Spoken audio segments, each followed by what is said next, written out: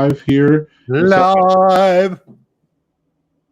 Welcome to meet my friend and Doug singing. Apparently, I'm Be Nice now, though, so I'm going to go by that moniker, I think. I'm pretty sure that's the last time I want to do that.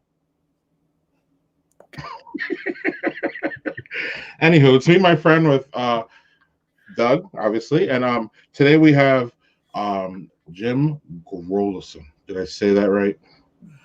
He is the first Parched Eagle. He is owner and brewmaster of Parched Eagle Brew Pub. The tap room is celebrating its 3rd anniversary today. But Parched Eagle, I believe, is 5 years old as a brewery. Pretty sure, but we can get into that with Jim. Parched Eagle is the first place I ever worked for, first brew pub I ever worked for. So it's really fitting that Jim and I were able to get all the scheduling done, because I've been trying to schedule everybody during this. So it was nice to do it during American Craft Beer Week. So happy American Craft Beer Week to everybody. And also happy anniversary to Parched Eagle. And we're going to get into that really here. Before the show even started, Mari was ready, waiting for this. So all right, Mari's raring to go. Yeah, she is. Look at that. Woohoo! Mari is one of the biggest Parched Eagle fans that I know. And she's always talking about the beer. This is even before we met. She's just always been an advocate for Jim and the brewery and all that. So Mari is fantastic. So without further ado, I guess we should just bring on the man, right? Yeah, we should bring him in, man. Let's do it. And I didn't stumble over that. Look at that, man. Yeah, look at that. Hey, Jim. Hey, I'm in the show. Hey, Jim. Happy anniversary to Parched Eagle. Hey, thank you. Appreciate it. Cheers, everybody. Hold up. What's in the glass? Hold up. There we go. Cheers. Yeah. What's in the glass? All right. So in honor of Daddy Porter, I brought home a bomber of Jonathan Wired espresso porter. So let's get wired for sure. Apparently, Greg likes that choice. Yeah, Jim, tell us about it. Jim, Jonathan Wired? Yeah, tell us about Jonathan, the beer, and then go into the adjunct. You got it. So Jonathan, the name comes from very good friends of mine, Jane Richard and Jonathan Cooper, who are a great couple.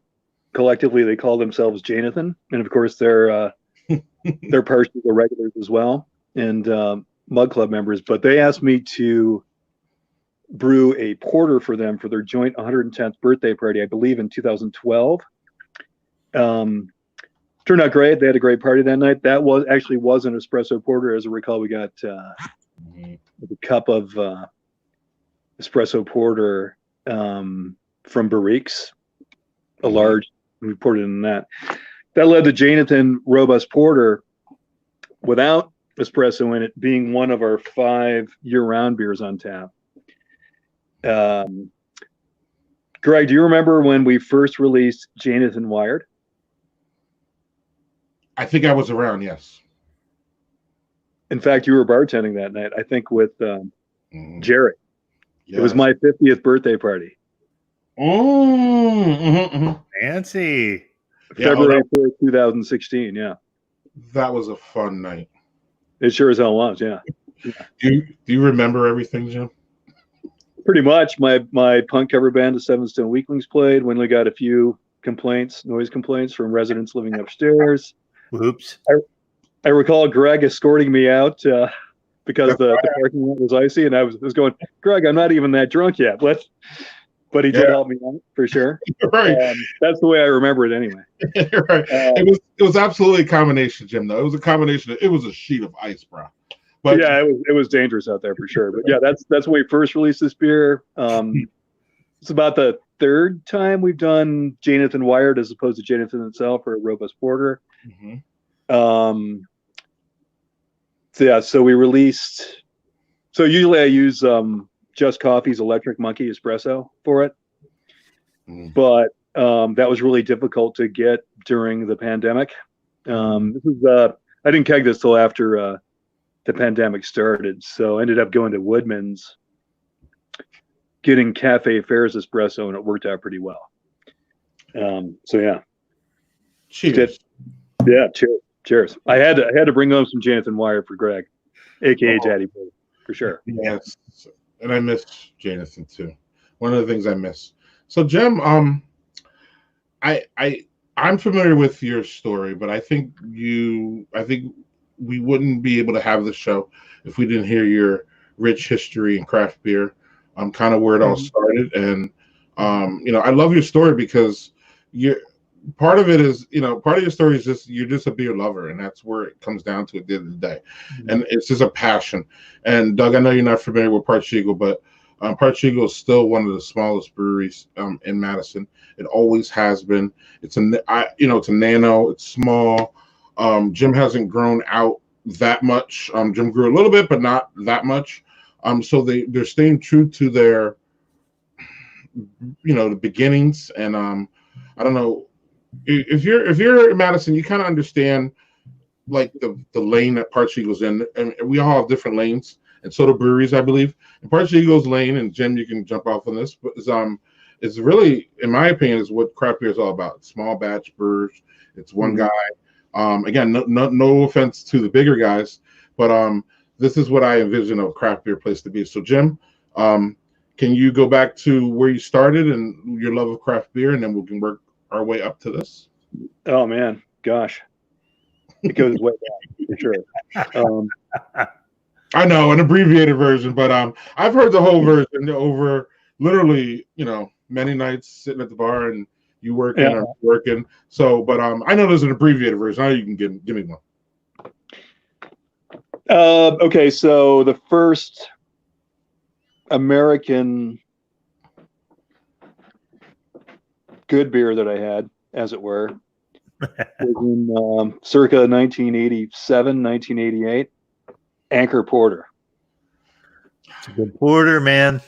Anchor Porter, yeah.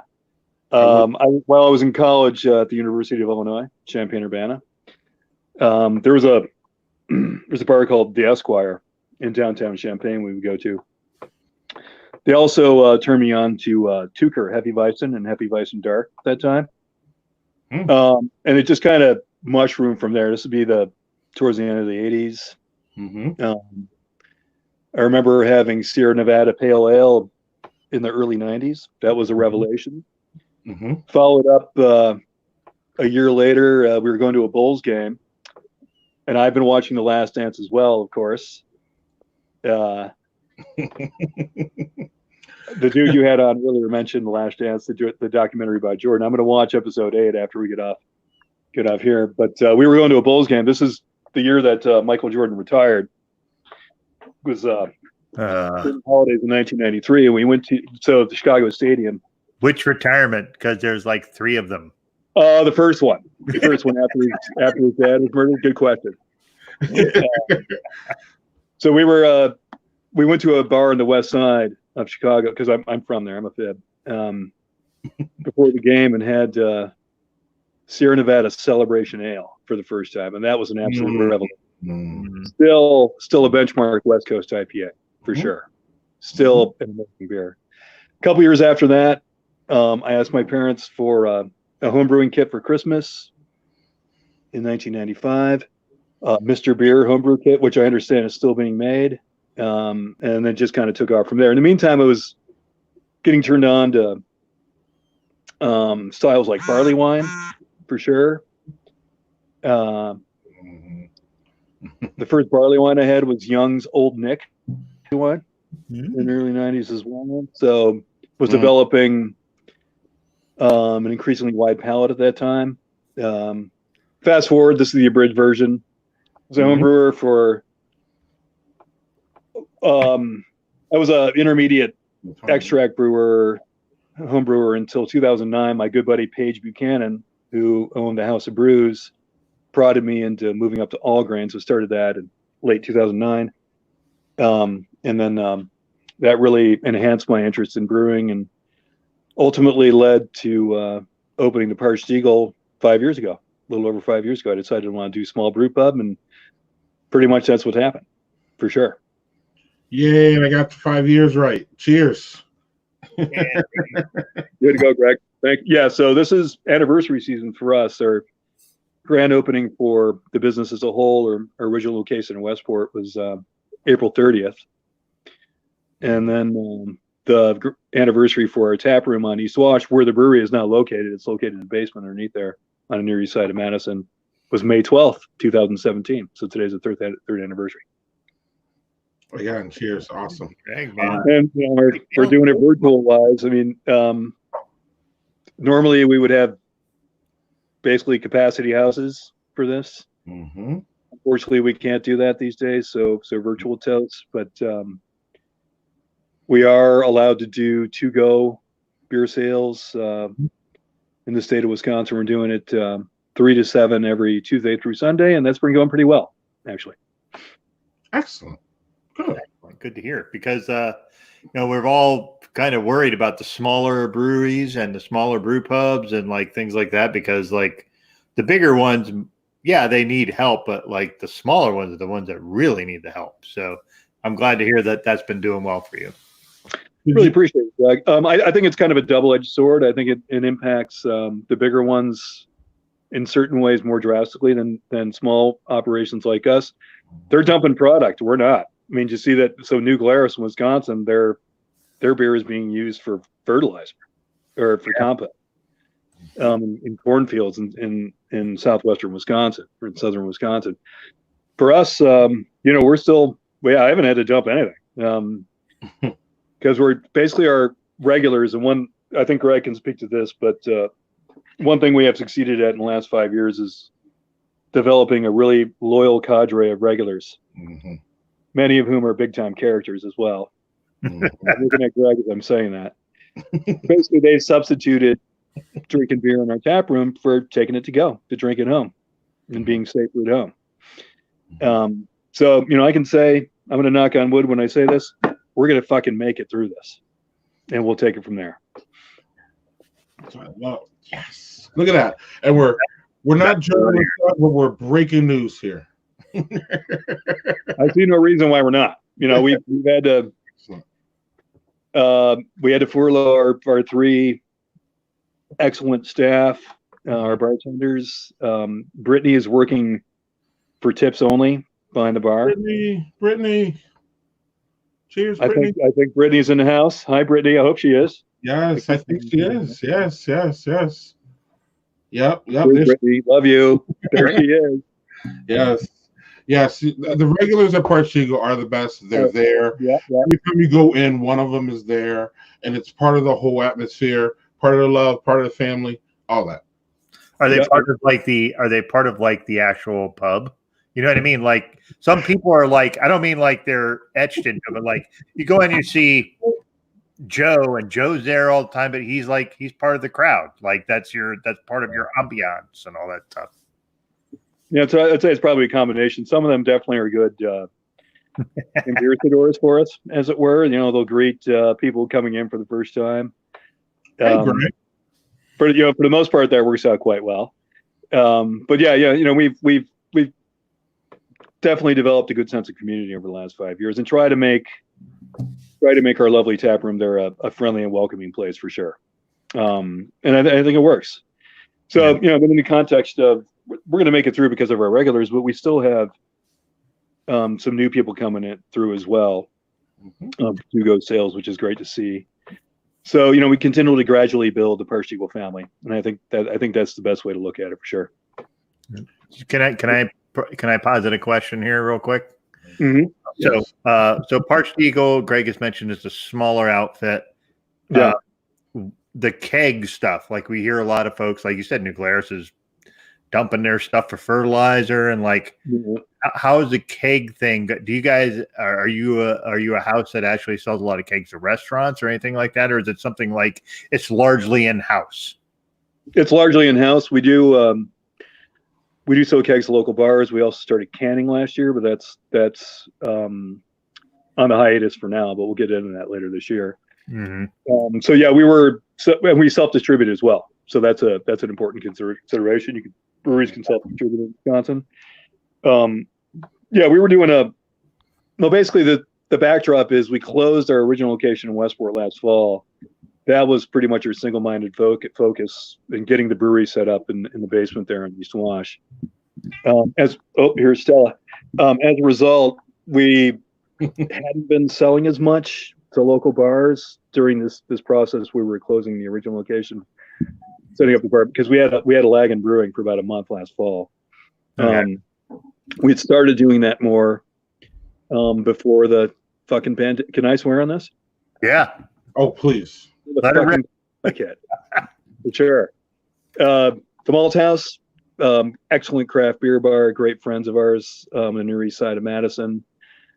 Long Table in Middleton. Athens Grill there, Greg, and Westport. They were the last establishments to have our beer before the pandemic hit. Probably a couple others as well, but we should be able to get, hopefully, knock on wood, get back to that later this year. Absolutely. One of the things that I wanted to, we're going to jump around here because, like, I know you, so, like, I'm just going to jump around. I'm not going to keep a chronological thing. Feel free to ask brewing questions, too. Yeah. What'd you say? Feel free to ask brewing questions. So, we can do that for sure. I visited Doug recently, and we took a trip down to Washington. One of the places that we went to, Jim. DC? Yeah, DC. Yeah. This was right before the pandemic hit. This was like one of the last things that somehow we got through, and it was great. It was literally before I was coming home, and like the week after is when all the sports teams shut down. But when I was there, Doug, we went to that wonderful, beautiful brewery. What's that one? The farmhouse one, what's it called? Oh, Farmhouse Brewery in Owego, New York. Okay. So we get there, Jim, and these guys had one of the best wheat wines I've ever had in my life. And you were the only, and a few, I mean, I see them popping up more now, but you were the first one to introduce me to that style. So your wheat wine is the one that I kind of like use as my head, as like a barometer, because I don't see them anymore. I don't know if you want to. So that was my favorite beer that I had like back there. Doug and I loved it. I don't know if you want to talk about that. Doug will probably have a follow up, but I don't know if you want to talk about that style just in general, because it's something that I believe that, again, only you and a few other places do. You do it fantastic. I thought respectfully, I thought the one that I had with Doug was better than yours, but I wish I could have them both. But they were both just fantastic. It's a really great underbrewed style. So I kind of want you to talk about it, because I'm not sure if anybody else could talk about it like you. Sure. Yeah. Okay. Yeah. So wheat wine is a wheat barley wine. It's barley wine brewed with up to 50% malted wheat, along with malted barley. My interpretation of it is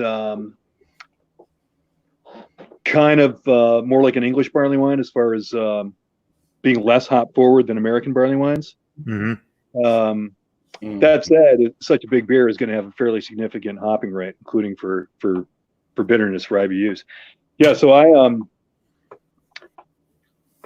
I smile when I talk about this. The original gluten tolerant wheat wine, as it's called, that was one of our releases for the Great Taste of the Midwest in 2016, which sadly the Great Taste is canceled along with everything else this year. Okay. Crooked Toast, Great Taste. Doug, have you been to the Great Taste of the Midwest? I have not, and that in the what's the one Joel always talks about, Greg? The FOBAB. Jim, you're familiar with that one, right? It's in Chicago. FOBAB. What is it? The barrel aged beer festival of barrel aged beer. Oh yeah. I haven't been to it. That is one that I just. There's that Fresh Fest. There's several that I really, really, really need to get to, and the Great Taste is another one I need to get to as well. There we go. Yeah, so it was Gluten Tolerant was a release for Great Taste in 2016. It may still be the consensus favorite for me and my business partner Tom in Parched history. It was phenomenal. It was phenomenal. We brewed it last year too, but that was affected by the polar vortex, because our brewery up in Westport is really drafty, so it didn't attenuate as much as hoped. So I called that one gluten tolerant junior because it only finished out at 8.8% alcohol. That was pretty great, but the first one was 10.7, and it was wonderfully balanced. I mean, it's definitely a lot of caramel malt profile per barley wine style. Base malt, Maris Otter, which I use for almost all of our beers. Classic English pale ale malt, two-row pale ale malt. I fucking love that beer for sure, and we'll do it again. Yeah, as far as other wheat wines, I was turned on to the style probably with great taste in years prior to that. In particular, Pilgrim's Dole from New Holland. They would usually have that. Holland made one? I didn't know that. Yeah, and I think I'm a big Dragon's Milk fan, so like, the idea that they made that. Man, now I'm wishing I could find that. Now you're on a high. Yeah, it's called Pilgrim's Dole. I think it's an annual release for them. I think they're still Pilgrim's Dole. Okay. No, let's go look that up. AleSmith has got a wheat wine as well. I'm trying to think of others that I've had. Yeah, the problem with AleSmith is the only thing I get is like their Speedway Stout because I'm in upstate New York, so like getting anything from them is a little difficult. So. But yeah, wheat wine, a great style that needs to be brewed more. Yeah, and it's something that like Greg was telling me that I'm not sure if he was referring to you, but some brewer would talk to him about the idea like how just the amount of wheat you have to throw into it is just like tremendous, and it makes it really hard to make just because of the amount of wheat you have to get. And the one we had at the brewery he was talking about, you said it was like. It's not at all. It was almost sweet. Like it drank like it was like 5%. Yeah, it was like 11.5. And I mean, I'm like, that is a dangerous fucking beer. Exactly. Yeah. Yeah. So I can respond to brewing with wheat. That can be difficult, but it's wheat has been pretty easy in the Parsh Eagle experience. Rye is a complete fucking bitch to brew with. It's a nightmare. He's like, and I bring this up because Greg, you might have had this beer, but maybe not. It was a special release for us in 2018 at the Great Taste of the Midwest. Rhyme and Punishment Rye Wine. Oh. I don't even know what you're talking about. Rye wines are amazing, and they're a complete fucking nightmare to brew with. Rye wine. Without what makes them amazing, in your opinion? I love the spiciness of rye. In fact, I've got a rye whiskey I might break into a little bit. The Dancing Goat from Cambridge, Wisconsin. Their limousine. It's quite good. Yes, we've had Fred Swanson on the show. Cool. Well, hey, it's our 3rd anniversary. I think I'm going to break that out. Yeah, so love the spiciness of rye. It's a great substitute for malted wheat. The most fucked up brew day in Parsh Eagle history happened when, Cole there, Greg. Yes. Cole was helping me that day. It was a nightmare. It was brewing that day was like a 14-hour brew day, which normally we get done in 7 hours, 7 or 8. Right. Gonna do it again. And if John Moran is on this chat, one of our valued regulars, he first turned me on to an enzyme that breaks down the extremely sticky character of rye. So I've got a 50-pound bag of Breeze malted rye on hand, which I'm saving. Basically, my plan for it was, if we were to have our official 5th anniversary party, or if this fucking pandemic hadn't hit, I was going to release 2 beers, our annual anniversary beer. Do you know what that is, Greg? Geronimo? No. Lachingata Kaka Maibach. Oh, a Maibach is your that's because our anniversary's in May. At the beginning of May. Too. Wow. It's fucking. I'm going to do that, and then Rhyme and Punishment Rye Wine as well. We'll do those later. We'll do those later this year when we can actually have people in our tap room to drink. I think. Try to do both. Rye wine, I really am super duper intrigued because that's not something I've never heard of it. and I'm totally intrigued. And I'm not a rye person. I don't like rye whiskey, but if it's something that's unique and something that I want to try that kind of stuff, Yeah. Mm-hmm. I was first turned on to it, Greg. I think you might have been there. One of our regulars brought it in on a Thursday from Revolution Brewing in Chicago. Rye Way to Heaven. Rye Way to Heaven. And I had that beer and I was absolutely blown away by it. And I was inspired in that case to brew Rye Wine the following year. You might have been there for that, Greg. I'm not sure. Yeah. I remember that beer there. Amazing. Now, Rhyme and Punishment, it was a fucked up brew day, but it was great. If I'm able to use this enzyme, which is called beta glucanase, it could be sublime. The target ABV is 12%. It'll be up there with gluten tolerant for sure. Well, there. So Mark says, "Love the Geronimo. Keep on brewing, Jim." All right, Brittany, here you go. Going to break into this a little bit later. Here's Geronimo. Yeah. Imperial Stout. Jim, or I'm sorry, Doug, that's one you gotta have. It's Geronimo. What style is that? Sorry, I didn't catch the label. Imperial Stout. Oh. All right. See, I'm a stout guy. I'm not an IPA person, so this is like, yeah. Right. That's Jim brews a fantastic IPA. Jim brews a bunch of fantastic IPAs. But the other beer I want Doug to hear about is, when was the last time you had the year-old smoked Scotch ale on tap? Well, Smith is on tap now, but it's not a year old. We've never aged it. But What's I'm sorry. Smoke? the smoked Scotch ale, right? Yeah, Senior Smoke is the name Senior of it. Smoke, yes. I'm sorry. I didn't hear the senior part. Yeah, so it's an annual release. I just kegged it last week, and I think it's pretty good. Oh, yeah. So Doug's a smoky guy, and Doug likes Scotch ales. So it's a double whammy. Scotches, so that's going to be all, yeah. Well, we're doing bombers of it for a cost-effective price, Greg. If you want to stop by and I can't stop by. I'd have to drive. No, I'll stop by. I'll stop by. I send it to you, is what Jim said. All right, then I will be glad to send you some money for that sort of thing. Cool. Jim, Sounds good.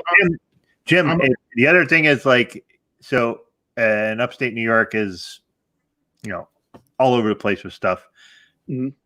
Obviously, it's difficult to ship stuff, but I think I can make that happen if there's things you want to do too. Oh, we can do something.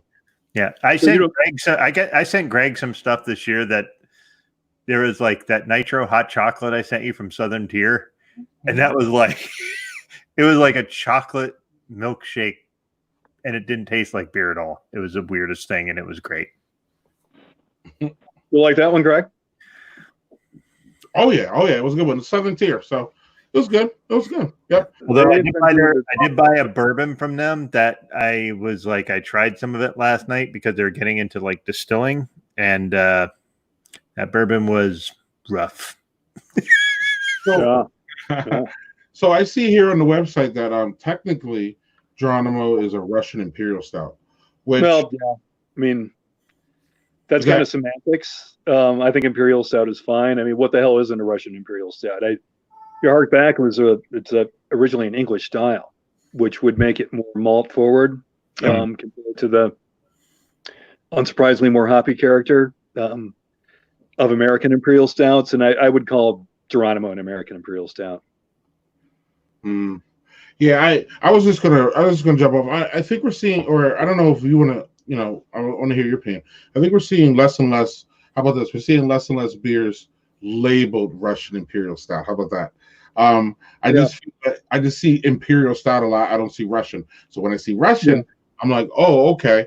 I'm trying to make a little delineation in there. And as you say, there's a difference between the Russian is the British style, so it's more malty, and then the American style is clearly more hoppy. So Geronimo's a good. Back to the origins of where the name comes from is because the czars in Russia took a real liking to the English style Imperial Stout. Mm-hmm. So I think that's where it came from. It was a nickname because the czars, the royal court of Russia, really liked these high alcohol, big malty, thick beers. Yes. That's pretty cool as well. And Baltic Porter is an offshoot as a result. Yep, and they had to make them bigger, or at least I thought they had to make them bigger so it would take that it would last a trip. I guess what is it, like 3 or 4 days in the Mediterranean up to Russia, or I guess wherever around. I don't know. Anyway. Yeah. So it passed through the Scandinavian countries, the Baltic countries, on the way to Russia. Here's a good question. And everybody seemed to like it for good reason. Right. So our friend Beer Days has a question for you. I don't know if you can see it there, Jim. If not, I can. Are you still making Verily? Yeah, the Belgian Double. Yeah, we have a barrel-aged version of it in the works. Bourbon barrel-aged Verily. Damn you. We'll release it over the summer.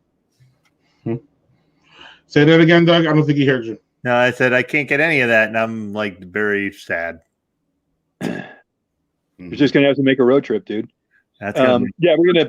It sounds like it'd be worth it. Yeah, it's showing promise. It's slowly getting there. We're not in a hurry to release it. It's in a Jim Beam barrel that we bought last year. Probably release in a few months, say over the summer. Once we can start having people in again, we'll do it. And there's another style that Jim does, in my opinion, very well and close to style, Doug. But here's another style that we see less and less of. Doubles. Yeah, and we don't see a lot of doubles, and so Belgians are like that's something that I really enjoy drinking, and I enjoy the way they're made. So like seeing doubles and triples, and like I will, if I see them, I will gravitate towards them and try them. But it's just something where I live fairly close to Omegang, which makes some really great Belgian beers, but they're owned by Duvel. I always mispronounce it, but they make some really great Belgian beers. Their Three Philosophers quad is superb. That's one of the best quads I've ever had. We do have Stella Belgian Dark Strong Ale on tap right now. In my opinion, this is the best batch of that yet. So we can talk about that. So Belgian Dark Strong, AKA, I think that quadruple and Belgian Dark Strong are synonyms for each other. The BJC guidelines feel the same way, but I'm basically infatuated with that beer right now. We've been on a big beer roll during the winter, and then helping us get through the pandemic as well. Yeah. Absolutely. So question for you, with the idea that you can't open a tap room and you're brewing, but how do you figure out how much to make? Well, we have as Greg mentioned, we're in Annabrew. We have a 2-barrel brewing system. So we every batch is 2 barrels. That said, I brew one beer that Greg already made reference to far more than any other in the last 5 years. Greg, you know what that beer? Hop beer. Yep. Hop Bear IPA. It's our flagship beer. It has been since day one. It's a West Coast IPA. The original version is double dry hopped with Amarillo and Citra and Amarillo. We do a Mosaic version as well with Mosaic in place of Citra. I brewed hop beer probably 2 to 3 times as much as any. Well, probably 2-3 times as much as any other beer in our history. Get this, within the context of the pandemic, we're still selling way more of it than any other beer. I actually been brewing it every 3 weeks, which I've needed to do during the pandemic to keep up with demand for hop beer. Wow. And I screwed up the last batch. I forgot to do something and I fucked it up. We're out of it. Man, please, Jim already knows. Jim hears it more than me, but I used to hear it when we didn't have it on tap. Jim can't brew it enough. It's the one that pays the bills, Doug. It's pretty crazy. And again, respectfully, Jim, it's one of the best beers you brew. I'm not even gonna lie, but it's not. Again, it's a great beer. Don't get me wrong, but I don't know. Is it something like he brews so many others that it's like it's not as bad as Spotted Cow. It's not to that level. Meaning, It's not the worst beer that Jim brews, in my opinion. It's just not. But it's not the best. It's clearly not. Sorry, Jim. That sounds like a compliment. It's not as bad as Spotted Cow. Like, well, in the aspect of like, it's not. Again, it's not. When I think of Parched Eagle, I don't think that the worst beer is hop beer. When I think of New Glarus, I think the worst beer is Spotted Cow. Period. And until somebody else, I don't know. Until they brew something else, I don't know. Anyway. Hop beer is amazing. It's a great beer. It's snappy, Doug. When I first had it, man, I was like, this beer's snappy. Like it smacks you in the face with the hop. In a really good way. Fresh, beautiful smelling. It's really fantastic. But I don't know, man. Stella, Jim knows I have an effect. Did I just say that? I'm a hard on. Did I almost say that? Now we know what this is. I have a heart for Harpy. That's one of my. I love that's Harpy. on tap right now too. The American Strong Ale. Look at this. Look at this. So yeah, Jim's IPA is fantastic, but I think it shows more the weight of the IPA. And Jim doesn't. We could actually talk about this. And I think Doug will be very interested and fun. We had Kerry Jaworski on. I'm pretty sure you know who he is. Jim used to be Lakefront Kerry. Now he works for Third Space. He's a Madison sales rep. He was on Friday, and he was on Friday, and he pretty much slammed milkshake IPAs. And Jim is not having. Actually, Jim, didn't you make a milkshake IPA, but it was not really, and you made fun of it or something? Isn't there? Jim doesn't want to do that. I don't think Jim made a hazy IPA yet, so Jim doesn't fuck with that shit. I don't know if Jim, you want to talk about that or not, because this comes back to what kind of brewery you are. It comes back to, in my opinion, what type of brewery you are. Yes. Well, we did one a couple years ago. It was my take on a New England IPA called Unicorn Spirit. Yes. I said, yeah, sure. I'll make one, but it's going to be bitter and it's going to be clear. But that didn't go over that great.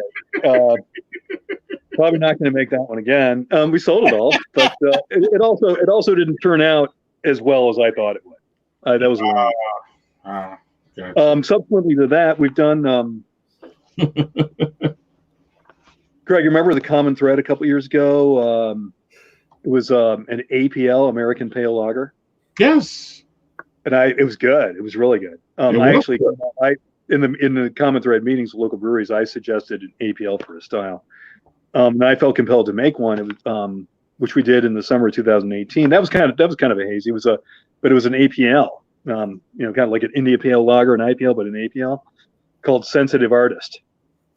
So we did that once. And then last year, we actually didn't do a hazy. We have a juicy IPA. It's called Spiritual Boyfriend. Yes. You guys make some. I use grapefruit zest for the juice. Right. So yeah, we do a juicy. Yeah. But okay. So moving on to. Do you really want to hear how I feel about milkshake IPAs? Yes. Let it drop, man. Let it drop. Please. This is going to be good. I tuned into some of your previous guests, Ale Sharpton. I love that name, by the way. He was great. Mm-hmm. He is great. Yes. Cheers. Ale Sharpton. Yeah. He made a good. He goes. It kind of seems like they're not really beer, and that's pretty much my opinion exactly. I mean, I think it's fine to have an IPA and drink a milkshake on the side, but putting them together is counterintuitive to me. As far as hazies, New England IPAs, I like them when there's balancing bitterness. If there's not, they're just too sweet up front. And how are those IPAs? They're not bitter. I don't get it. But then again, I'm a narrow-minded old codger. So there you go, dude. That was a great. No, not going to brew a milkshake. Great for sure. Right there, an old codger. There we go. Oh, man. So got an espresso porter though. yeah. So what was that question, Greg? That you popped No, up? you go first, and then we'll go back to that. Okay. So we're gonna go with milkshake IPAs. Clearly, are not your favorite. So before we go, I'm gonna tell you I'm drinking something BrewDog, which is fashioned as a milkshake IPA. It is not. It's a hazy IPA that they added blueberries. Okay. So it's, if you look at it, it's not a milkshake. It's just a hazy IPA. So, and I'm not an IPA drinker generally. Is it good? I don't like. There's bitter when you have like an extra stout bitter, which isn't super bitter, but like the bitter from an IPA is really rough for me. But Sure, to your point, when you're like the sweet ones, yeah. Makes sense. So if you're not a fan of milkshake IPAs, what I generally ask folks on this show is, what's an underrated style that you like that you wish you saw more of? Now you're a brewer, so it's like completely different, but like what's something you wish you saw more of? I've good Munich Helles. Oh, What? Helles. Oh, Helles, yes. Munich Helles. Great German lager style. Well balanced. Basically Munich's response to the popularity of Pilsners in northern Germany and of course in the Czech Republic as well, but a tad maltier, just an outstanding style. We did one last year called White Bush Helleskorn. That was quite good, and I was proud of the fact that we were able to do a Munich Helles as a traditional lager style. I mean, I could go on and on. The wheat wine is a underappreciated style. We already talked about that. Rye wine.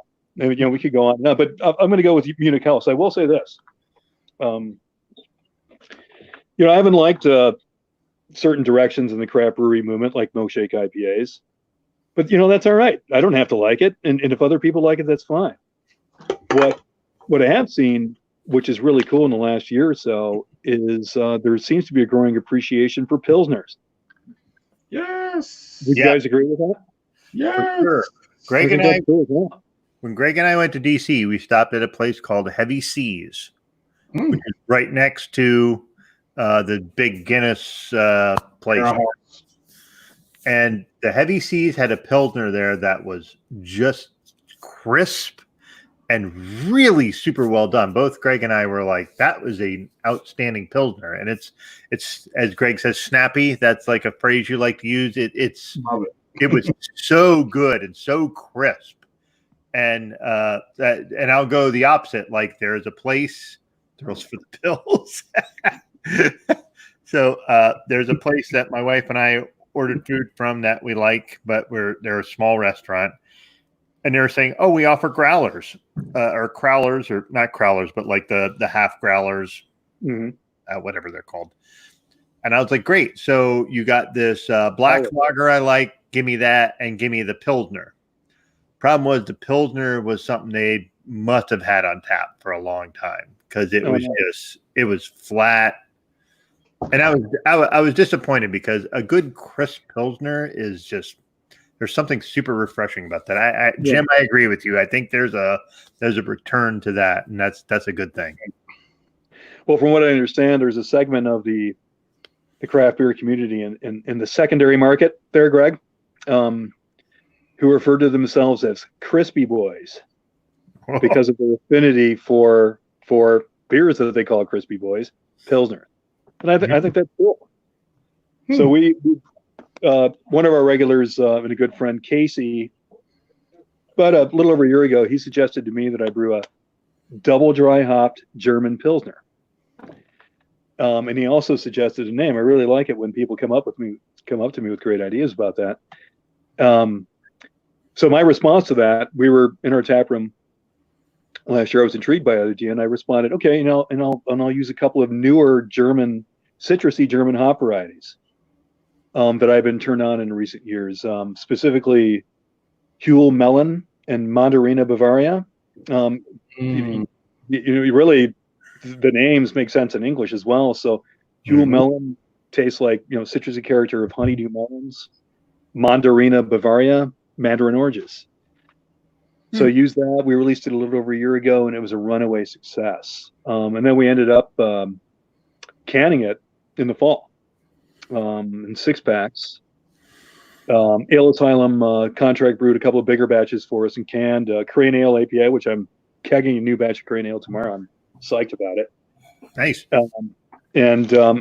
And sacrificed the name of the double dry hop Pilsner. So Casey even came up with the marketing slogan, "My only vice is sacrifice."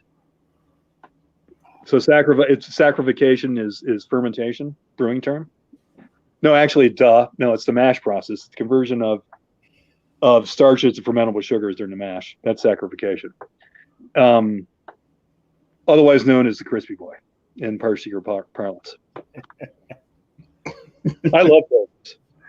We did a little Czech Pilsner's tasting here at the homestead recently. It was great. Yeah, and IPA is a fantastic style too. I love a hoppy lager. I think it's fantastic. Doug Man, knows. I had Raquel last week. That beer is hop forward in a delicious way, but a little bit of the IPAs and then along with the sauce Pilsner Raquel, the original Pilsner. That is a hop forward beer. German Pilsners are quite hop forward as well. They're it's a hoppy lager style for sure. Man, nothing wrong with that. Man, so couple quick hitters here, Jim. Number one, can I get curbside pickup at Park Eagle? Yes. Yeah, we're doing 2 go 3 to 7 Tuesday through Sunday curbside. We're definitely doing that if people request it. Excellent. Just send us a message on the Facebook page or just send us a message. Give us a call. We'll definitely make that arrangement. I could Zoom Brittany for sure. That's awesome. Yeah. And so we didn't ask Ale Sharpton this, Doug, but he actually answered the question. We didn't even answer, but we're gonna ask Jim specifically. As an owner and a brewmaster of a brew pub that's been around 5 years, obviously no one saw this pandemic coming. Well, some of us did, or some people did. You dropped out there, Greg. Excuse me? I can't hear you. Oh, I'm sorry. Can you hear me, Doug? Yeah, I can hear you fine. All right. What can We went mute. I went mute? I'm still mute? Can you hear us, Jim? Hold on here. I can see you and I can hear you. Let's bring him back in, see if that works. Are we back? There we go. Can you hear us? Hello, Jim. Are you there? Jim, can you hear us? Come in, Jim. All right. Jimmy, Doug, I can't hear you either. Are you okay, Jimmy? Can you hear us? No? You want to call us back? You hear us, Jim? Can you hear me? Hello? Jim? Hello? Jim? Come in and come out. Jim? Leave and come back. Jim? Can you hear me? There we go. All right, man. That was great. I love the live. Okay, so while Jim's here, let's go back to some of these comments. Beer Days is going to ask, how did Jim get started in brewing? I think Jim went over that. And he also went over the favorite style. I think he had several. Yeah. I hear you, Greg Washington. Excellent. Let's hear. Oh, Jim hears me now. Jim, you good? I'm in the show. Cool. Yeah, can you hear us? I can. Cool. So, Jim, let's just jump to it. So, do you have any? So, obviously, a little background. You have, a brew pub, obviously, and obviously, as you told us before, you have the support from your regulars that is going to drive you through the pandemic, is what I heard earlier. Do you have any advice for anybody else? Whether they be Giant Jones fans, Working Draft fans, Parks Eagle fans, Doug's an Amagon fan. What can we do? We'll tell the average person what they can do to support their breweries if they don't know already.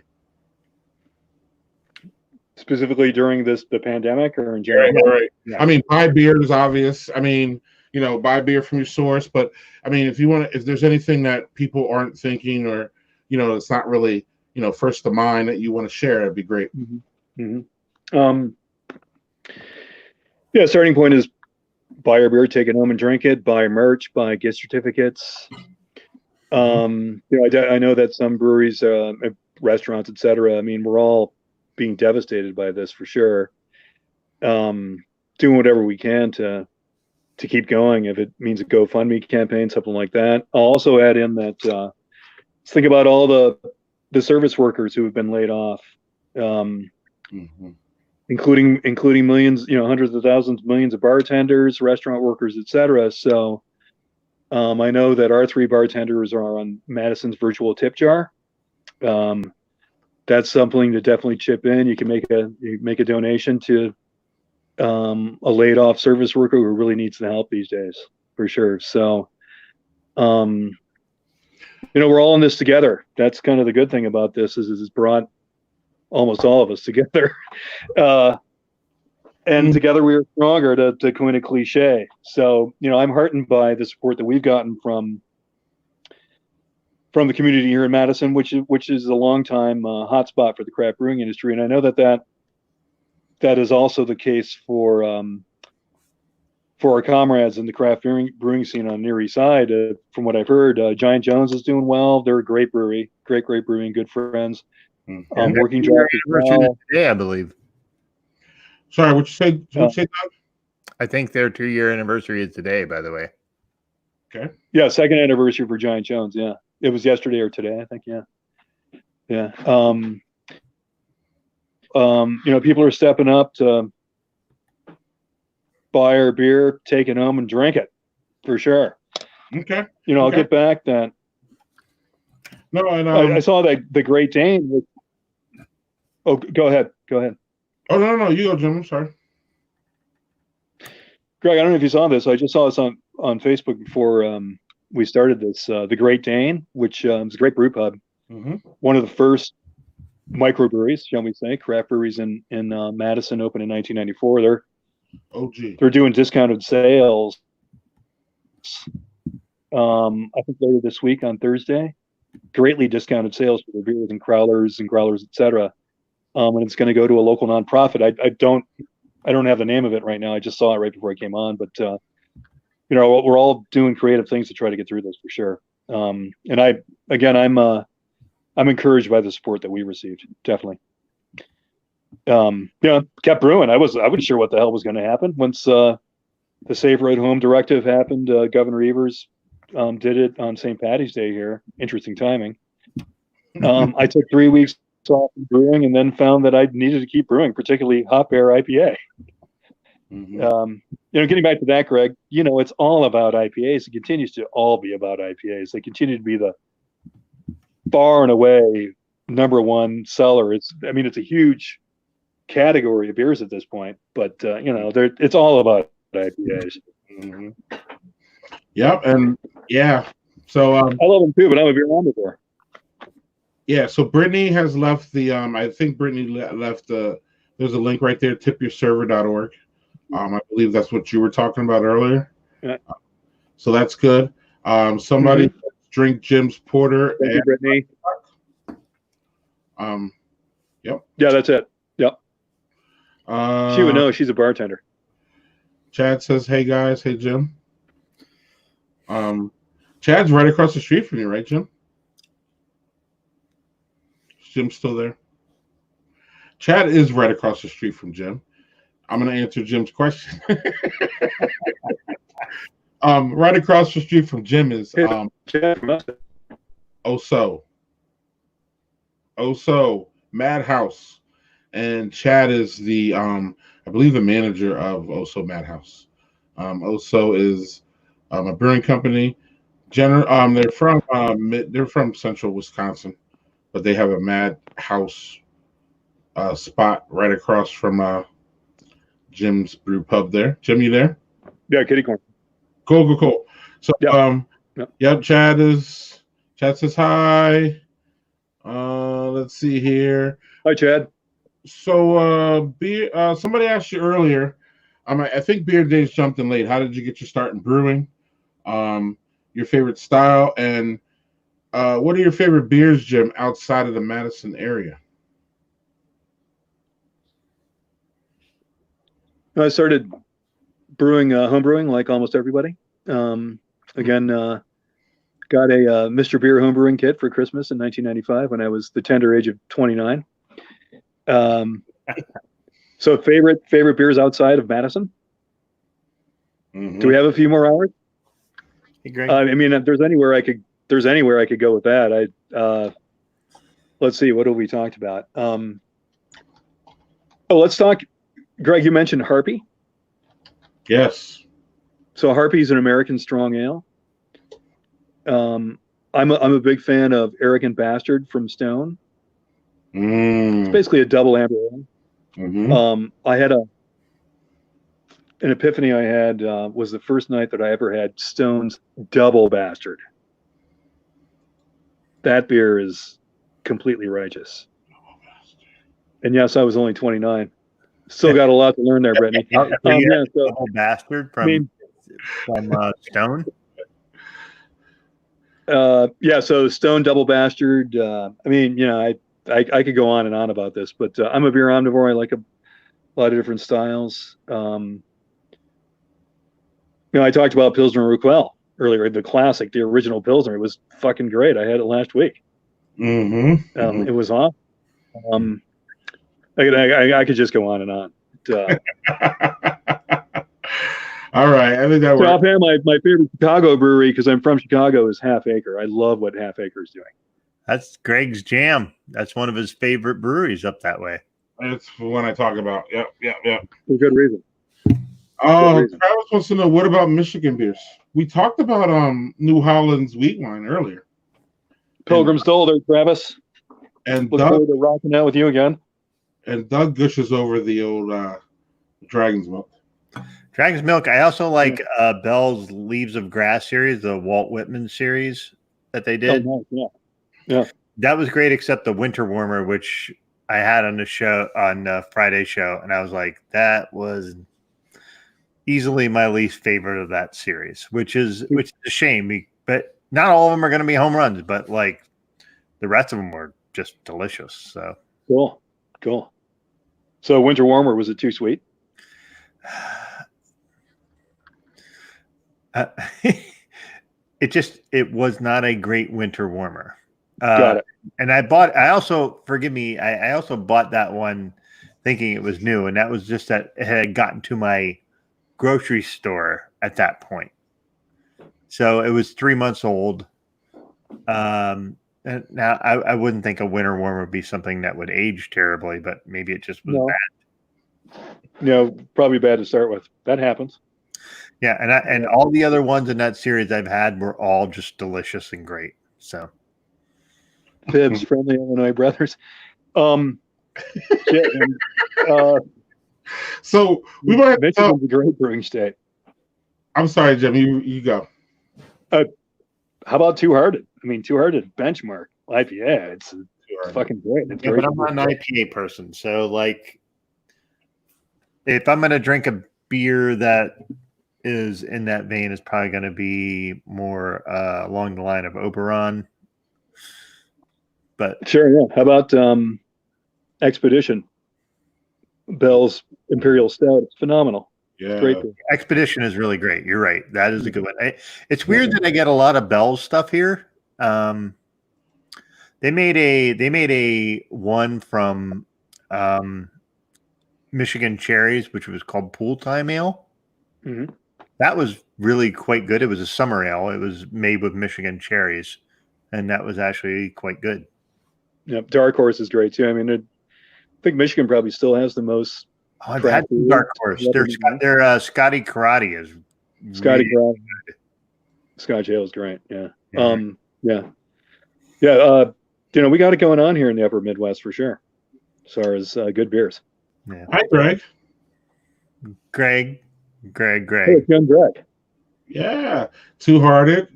Daniel says that Expedition is totally underrated. I would tend to agree with that. Yeah, Daniel is from New York City, so he gets. What's funny is like he gets more unique beer because he's in New York City than I do, and I'm outside of Binghamton. Fucker. Yeah, so he gets a lot of really interesting stuff. So well, don't underestimate the effect of being a beer blogger. I'm sure he gets shit sent to him. I could be wrong though, but he'll probably verify that. This is something I have to share here because I'm pretty sure Doug does not know what a fib is. Doug, do you know what a fib is? I do not. Okay. I'm a fib. Right. Fucking Illinois bastard. Right. It's a fucking Illinois bastard is what a fib is. From the Illinois brothers. That's like completely different than what Travis. Right here. I embrace the term. Travis has put a wonderful, beautiful spin on it with friendly Illinois brothers. I like it.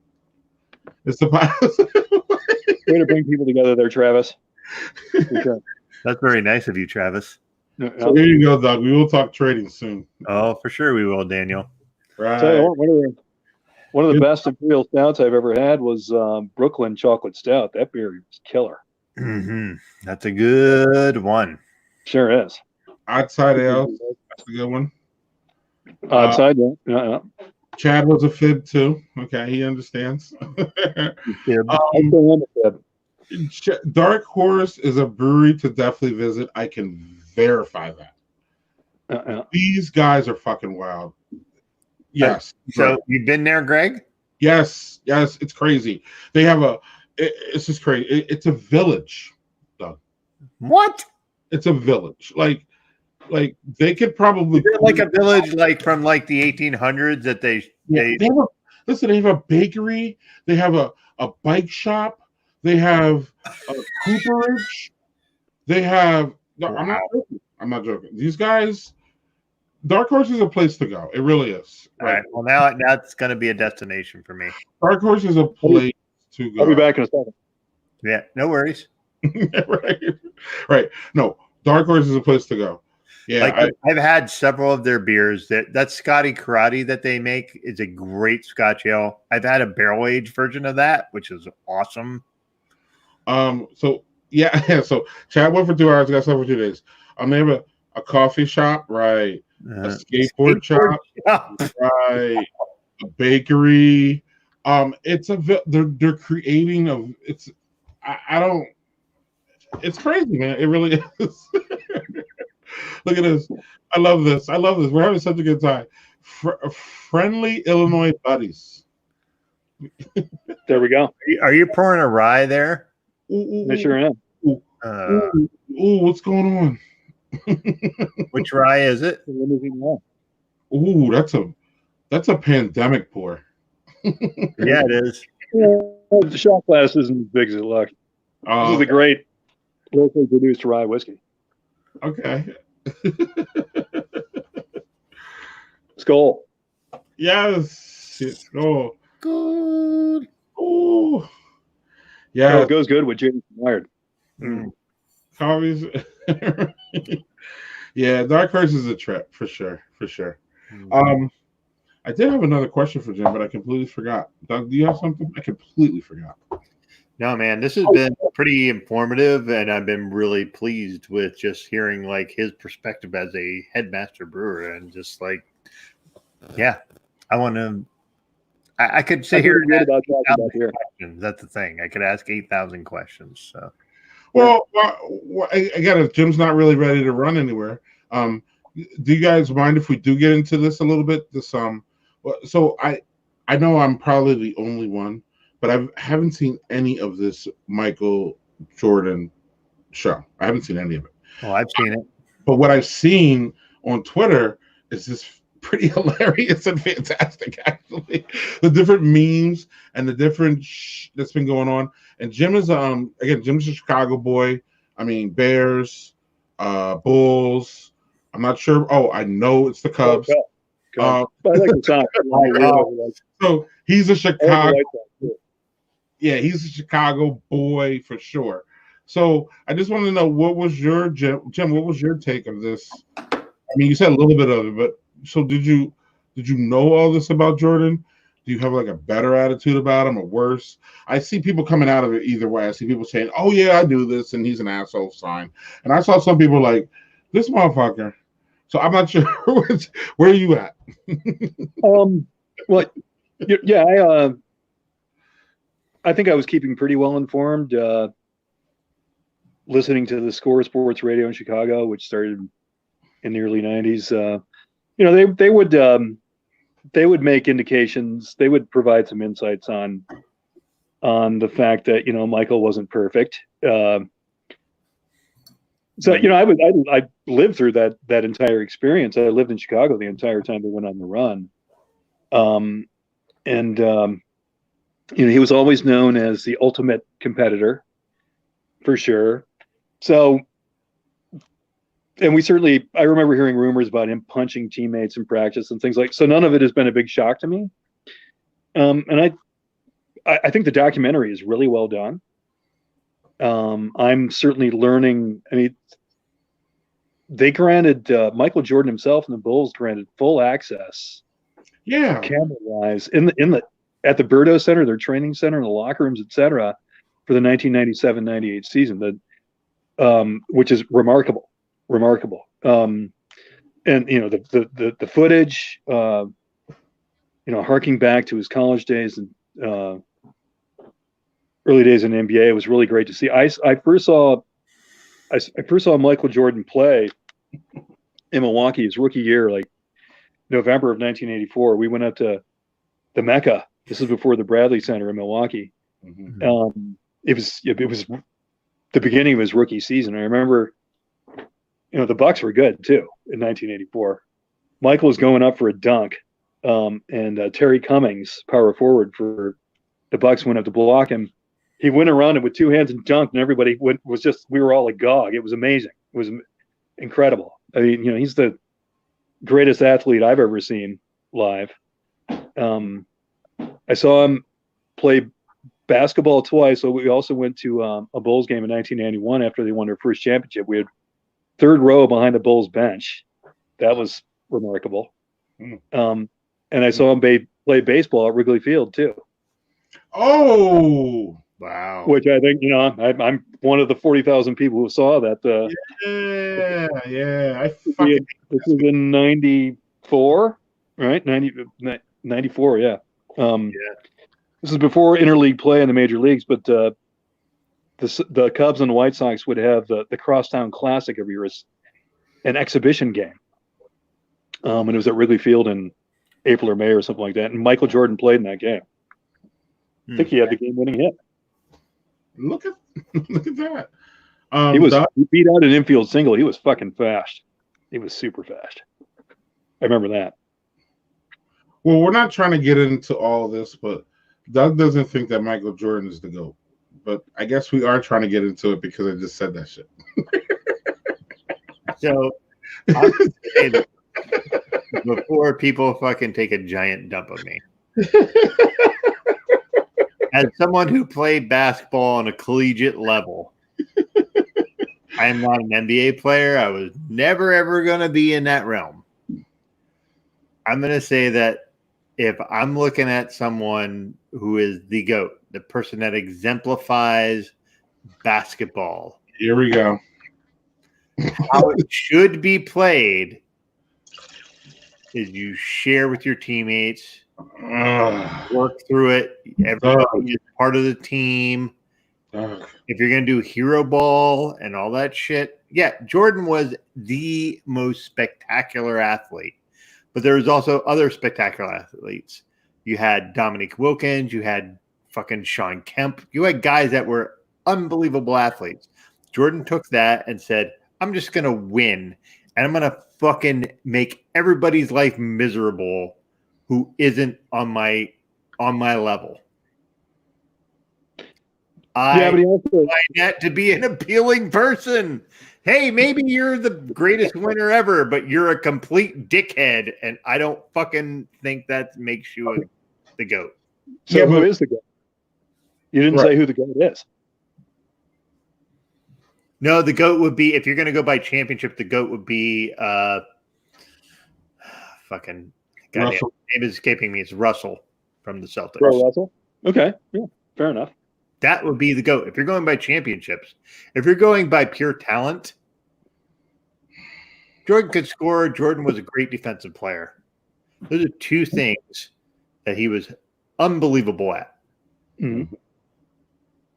Now, LeBron is fucking 35 years old. He's 5 years younger than what? Well, no, he was He's 2 years older than what Jordan was during his second retirement. Mhm. And he has been playing nonstop for 17 fucking years. Who are we talking about? I didn't hear you. LeBron. LeBron. Okay. That LeBron. guy is a scorer. He was leading the league in assists at fucking 35 years old while averaging 27 points a game. I don't know. For me, LeBron's the best player I've ever seen in my life. And I lived through Jordan. I'm almost 50 fucking years old. There was a phenomenon with Jordan. Join the club. And Jordan, but here's the thing, is if Jordan had to live in this age where he had to have social media, it would be interesting. It would be not, he would not be revered like he is now. Fair enough. I'm not a big enough basketball fan to argue with you. I'm a huge basketball fan, so like that is obviously a great player. I will say this, in the documentary pointed it out. Hey, Brittany, you're totally right. Space Jam, yeah, okay. He's right. Totally right. Yeah. So as far as saving the world from alien abduction, I think he's the go. For that, other on. than maybe Will Smith, maybe. But hold on, isn't LeBron going to do it too soon? Oh, he's supposedly doing the next Space Jam, yeah. Right. So yeah, but MJ did it first. Right, MJ did it first. Okay. All right, so MJ is the Simpsons. We get it. There we go. I will say this: Jordan didn't start winning championships until he had some really good players around him, obviously. Yeah. But also they were running Phil Jackson's triangle. Watching early Jordan, oh my God, like he was astounding. You marvel at his athleticism and his ability to do shit. Just like, wow. Well, and Isaiah Thomas is interviewed in the first or second episode. He goes like, yeah, he came in the league and he'd go up for a dunk or something. It's like he had an extra levitation gear. I mean, nobody had ever seen that before. No, it was astounding. It was astounding. Yeah. And I'm going to tell you, like, I rooted for the Bulls, especially when they're playing the fucking Detroit Pistons, because goddamn, I hated that. Speaking of Isaiah Thomas, I hated people just beating. I didn't want it to be a rugby match. I wanted to be basketball. I wanted to be like you watch something like the Lakers or the Celtics, and you watch how they play. We're sharing the ball. We're getting the best shot. We're working, and the Pistons were like, anybody comes near the hoop within 10 feet, we're just going to fucking knock them to the floor. That was not.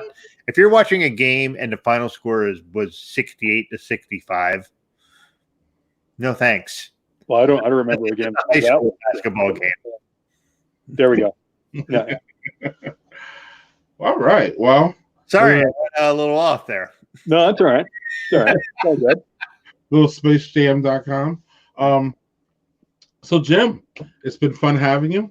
I think we heard your story. It's great to hear that Parch is doing great. It's even better to hear that, like, what I want to hear more is that, like, what I love to hear is the family is supporting Brewpub. And that's what needs to happen, right? All you regulars need to go to your place that you feel home. I posted it in a group. Is there a brewery that you feel home? If there's a brewery that you feel at home, you should try to support them no matter what. And actually, I posted that, Doug, and I posted, I put Parched Eagle, and I put Giant Jones as my place that I feel home. But there's another one that I have to put in, and it's not even in the state. It is Imagination Nation in Missoula, Montana.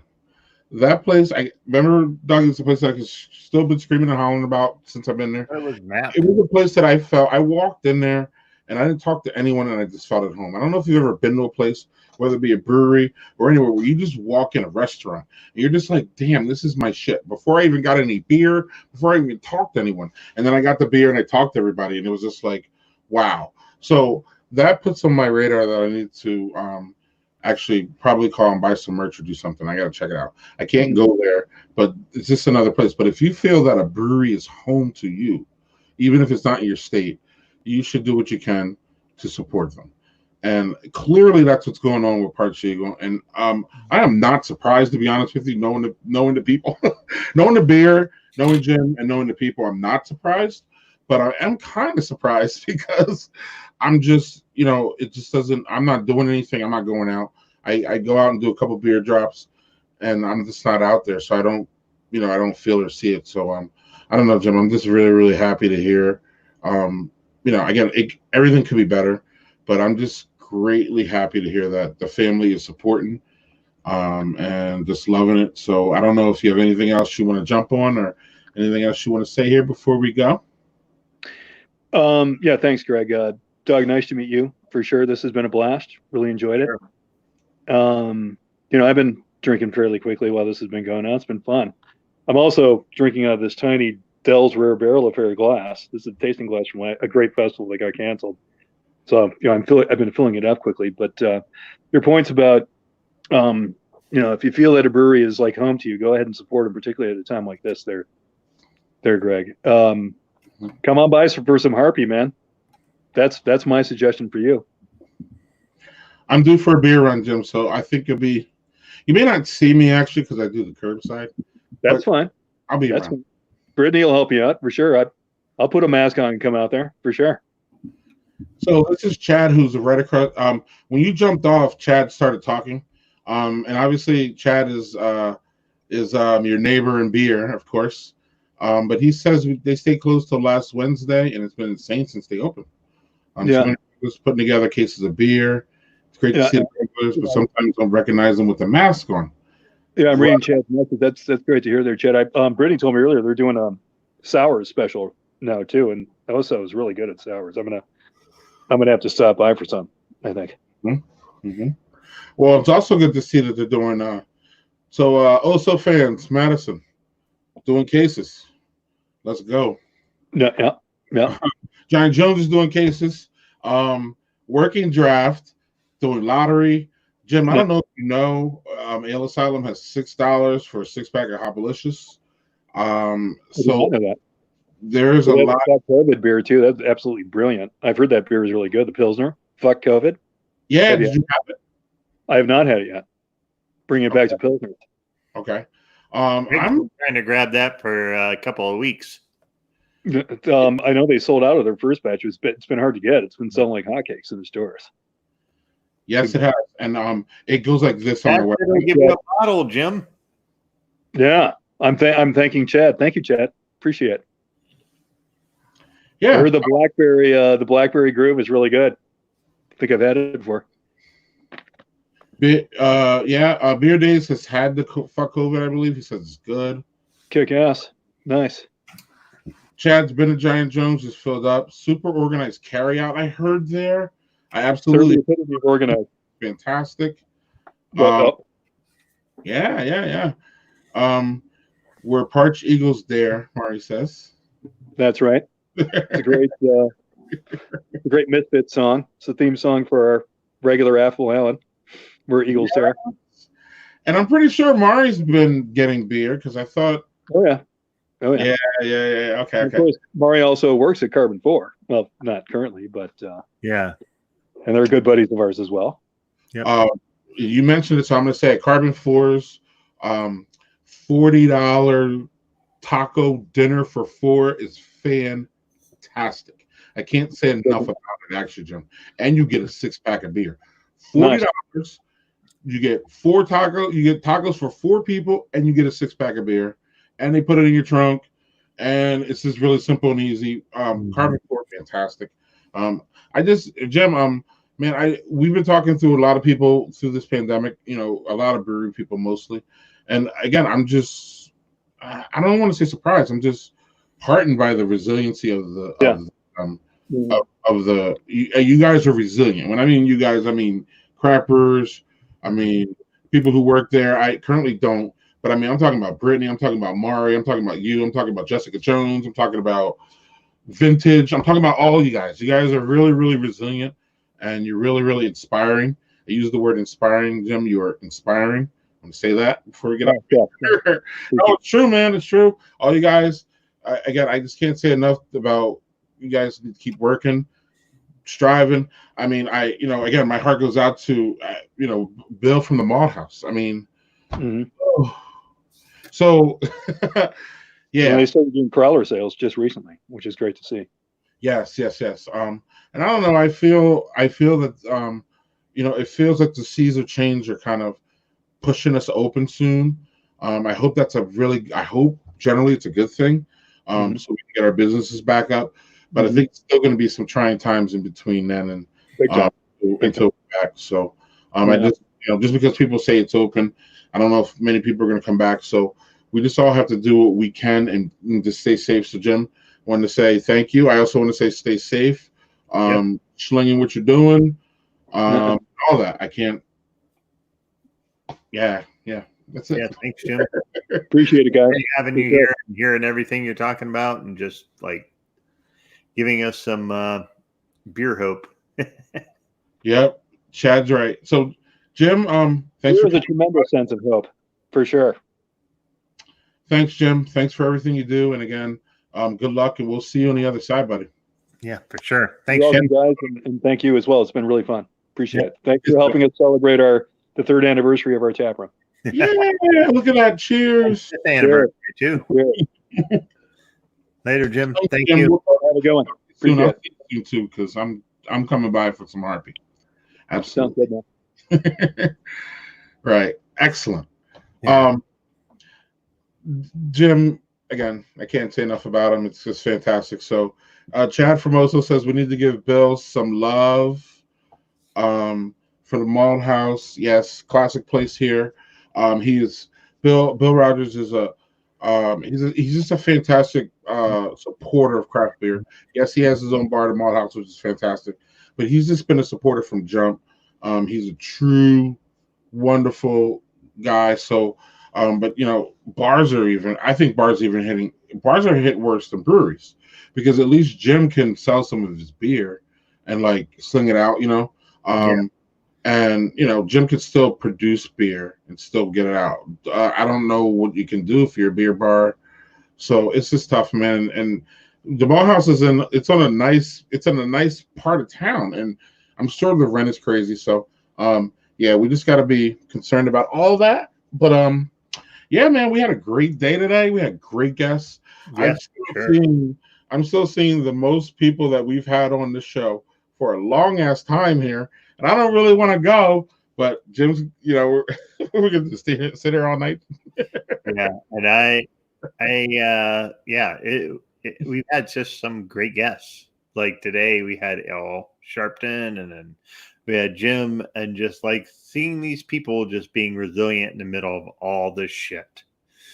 Yes. And being able to be like, all right, we're going to get through this shit, and here's how we're going to get through it. And these people are knee deep in it. And yeah, it's pretty impressive to see, and I'm really thrilled to be able to talk to him. Yep. Chad, thank you. Chad, you're welcome here whenever you want to come on and talk about OSO, what you guys are doing. You're more than welcome to shoot me a line. I've already shot you one, no worries, but if you want to, that's great. Brittany loves the Malt House and is walking distance from her apartment. Jealous. Yes. Man, if I could walk to the Malt House. I keep hearing from all you Madison motherfuckers. Right. Oh, beer days. I met Jim 5 years ago at the Malt House, right after he got his finances squared away from the parks. Look at that. Yeah, Jim is, if he's not at Parch Eagle, if he's drinking anywhere, it's the Malt House. It's one of all of our hunts, as you say, Doug. It's one of all of our hunts. If you don't go to the Malt House, you're not around here. You don't drink beer around here. So, absolutely. Yep. Great chat. Hope to make it to one of the after parties soon. Greg, why don't you come on one of our Friday shows and drink with us, buddy? Yeah, Greg, do it. Yes, Greg, you need to come on. Should have Greg on just for that. Greg's a good dude. We could have him on for the Friday show sometime. I'm trying to invite him already, man. I'm not even fronting. So, Brothers and Booze live this week. April Newly, me, and Tony Two Pint. We're going to get into beer culture and diversity in beer, and it's going to be some never heard of. What's funny is they sound like mafia people, which is great.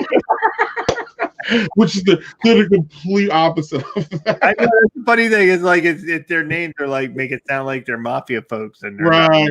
Those are their Twitter names. I know, and that's cool. It just was like funny. I was like, are they fucking Sopranoites? I don't know. Whatever. We'll get into that with them Friday. Yeah. But they rep beer culture, so I don't know if anybody wants to go Google that. It's a diversity website talking about diversity in beer and all that. Tony Two Pint is very, very what's the word I want to use? Do you follow her? No, but I need to, and I will do that tomorrow. Yeah, she's very, very outspoken about diversity in brewing. That's exactly That's it. good. That's Very, what we need. Oh! It's going to be on. It's Mhm. going to be seriously on. And So the then, funny thing is, it's like when those kind of things happen, like when we were talking to Ale earlier, and I was like, I'm just going to be quiet because those, like, there's a million people that look like me that talk about beer. right? Yeah, right. So the comments keep coming in. Greg says absolutely he'll come on Friday. Okay, Greg, we'll talk about that. Yep. Chad might have some big news then for the brewery. So bring it. Okay, Chad, so you want to come on and break this news? Let's do it. Even though we're not journalists, but right. Somebody said beer mafia. So beer mafia. So tomorrow, baby.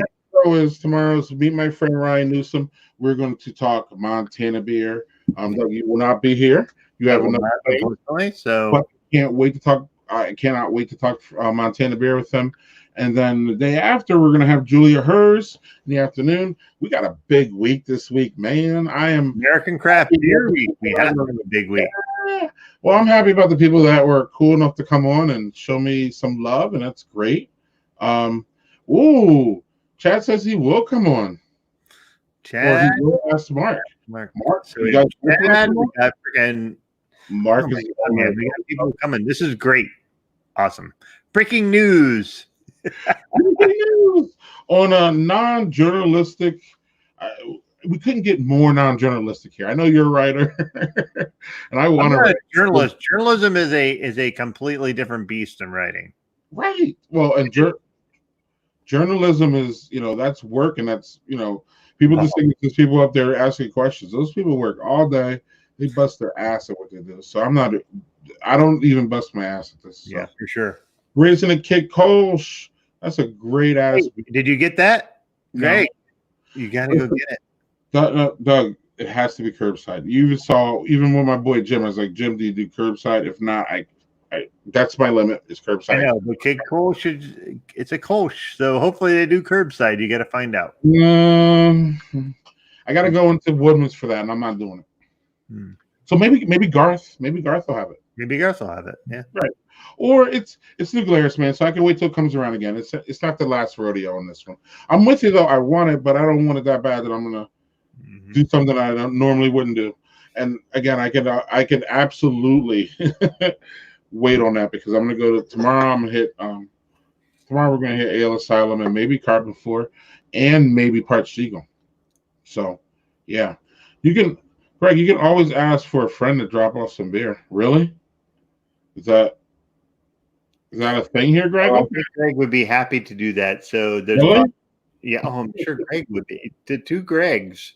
It's you and Greg.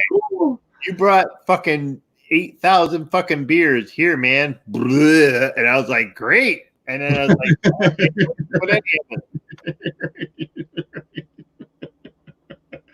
all right, man. We can keep this party going. Brittany said, do it. I'm going to. I need some party to go. Chad says, hi, Greg. Greg says, hi. Hi, Greg. Yes. So, Chad, invites there. Greg, invites there. All hit me in the inbox. Please come on. Let's chat. Doug, I will see you on Thursday night. I don't even have a banner for Vicky and her cookies, but that's going to be fun. Oh, Vicky and her cookies. You have an earlier one. We're giving away cookies. Is she giving away cookies during the show? Is she going to what? Is she giving away cookies during the show? Because I want her to send those to me. Yes. You can't win those. Sorry, bro. No, I can't. Right. Well, we will send you some cookies. Why not? No, it's okay. I'll send beer in return. It'll be fine. Want another guest? We are always want folks to join us. Suggestions, especially beer days. Beer days. You want to come on a Friday? Come on a Friday. Come on. Yeah. We'll have you. Yep. Right. Daniel wants to meet us all. Daniel, you and I are a couple hours away from each other. When this shit fucking breaks, I'm coming to New York City and I'm seeing your dumb ass. I love how everybody fucking wants to know if they can fucking cuss on the show. Didn't Ale say? Not me. Fuck that. Oh, hook me up with some more beer people. Hey, Beer Days, you've seen the Friday show. We just get on it. We just drink beer and fucking get There's wild. No, like, right. There's no. Yep. Right. We just talk shit on Friday. So, hey, we just talk shit today, but we just had a good guest. So, yeah, maybe at some point. All right.